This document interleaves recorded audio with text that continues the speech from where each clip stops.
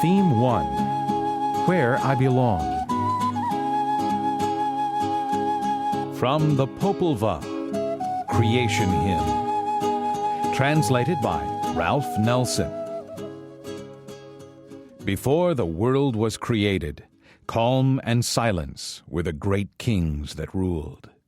Nothing existed. There was nothing. Things had not yet been drawn together. The face of the earth was unseen. There was only motionless sea and a great emptiness of sky. There were no men anywhere, or animals, no birds or fish, no crabs. Trees, stones, caves, grass, forests, none of these existed yet. There was nothing that could roar or run, nothing that could tremble or cry in the air. Flatness and emptiness, only the sea, alone and breathless. It was night. Silence stood in the dark. In this darkness, the creators waited. The Maker, Tepeyu, Gukumats, the forefathers. They were there in this emptiness, hidden under green and blue feathers, alone and surrounded with light. They are the same as wisdom. They are the ones who can conceive and bring forth a child from nothingness. And the time had come. The creators were bent deep around talk in the darkness. They argued, worried, sighed over what was to be. They planned the growth of the thickets, how things would crawl and jump, the birth of man. They planned the whole creation, arguing each point until their words and thoughts crystallized and became the same thing. Heart of heaven was there, and in the darkness the creation was planned. Then let the emptiness fill, they said. Let the water weave its way downward, so the earth can show its face. Let the light break on the ridges. Let the sky fill up with the yellow light of dawn. Let our glory be a man walking on a path through the trees. Earth, the creators called. They called only once, and it was there. From a mist, from a cloud of dust, the mountains appeared instantly. At this single word, the groves of cypresses and pines sent out shoots. Rivulets ran freely between the round hills.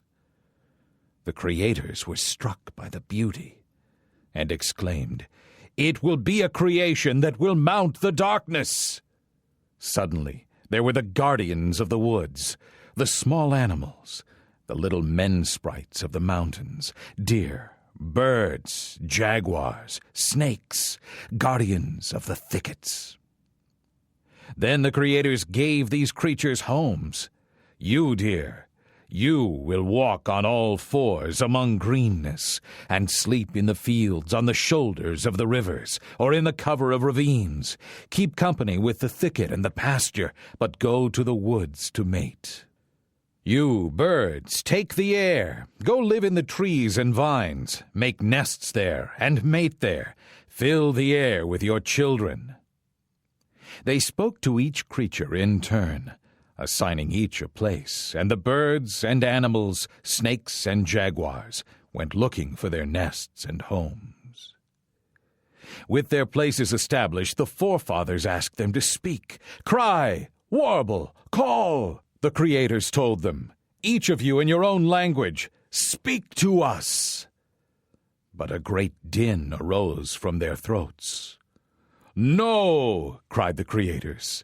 Call our names, raise our names with your voices. Hurricane, Chipe Chakula, Raksa Chakulha.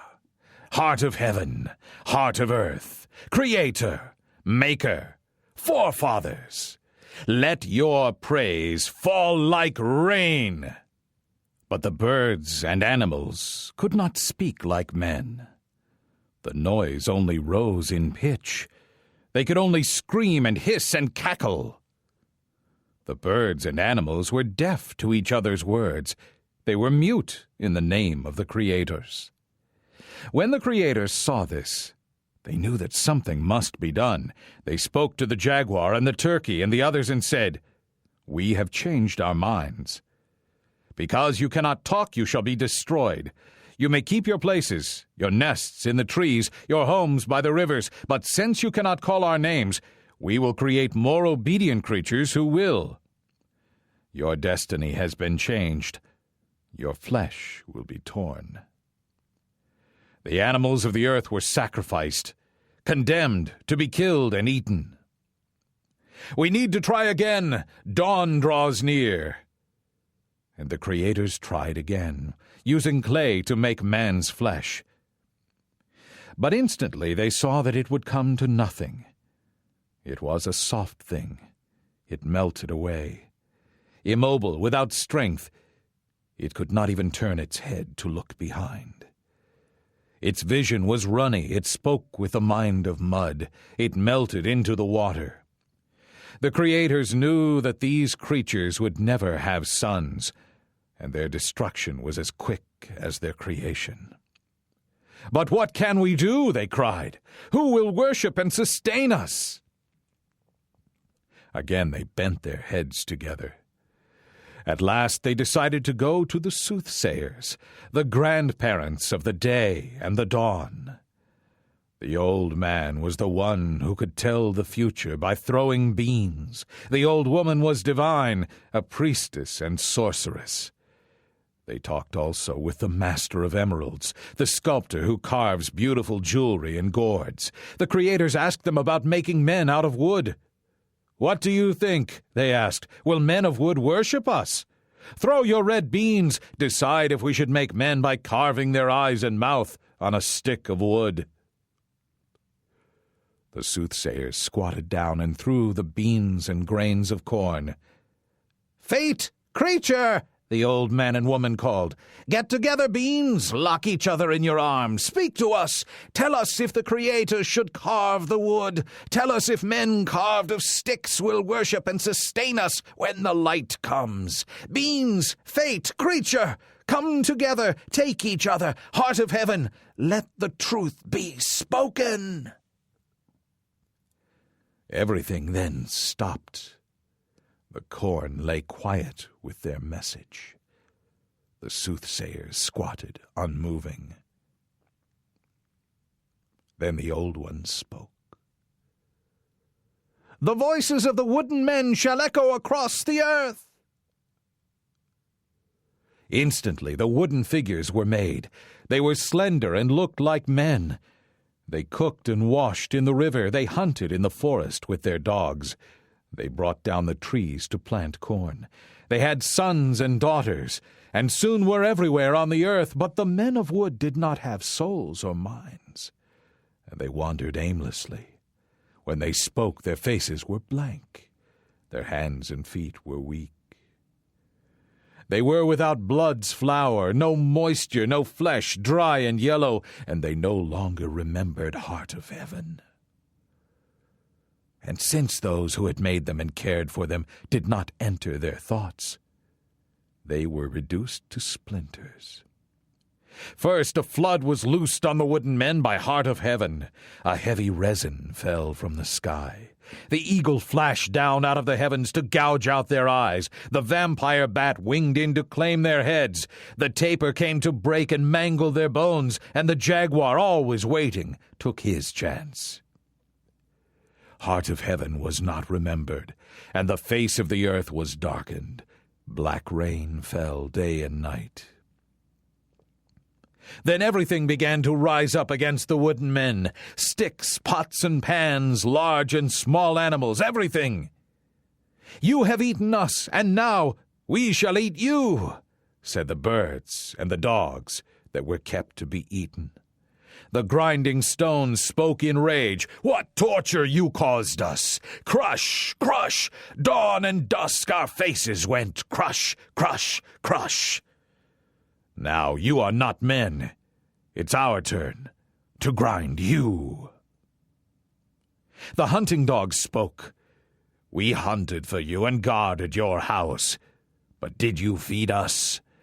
Did you think that we liked staying out in the rain? You were too busy for us, and kept a stick ready in case we came near your food. Why didn't you think about your future? But it's too late now, because the sticks are going to be between our teeth." The dogs leaped on the stick men, knocking them down, tearing their faces. The griddles and pots attacked them. "Oh, the pain and suffering you have caused us! Our mouths blackened with soot, our faces blackened. Every day you threw us on the fire as if we felt no pain. Now you shall feel the same burning." The wooden men were trapped. The firestones hurled themselves at the wooden men that ran past them, crashing into their heads, splintering and burning, shrinking from blows, scurrying and falling. They ran looking for safety. Some climbed to the tops of the houses, but the houses tossed them from their backs. Some tried to climb trees. The trees threw them down. The caverns closed their mouths to those who tried to enter, and the wooden men were destroyed. Only a few, with mouths and faces mangled, escaped the spears of water and the splintering blows. Most of them became monkeys.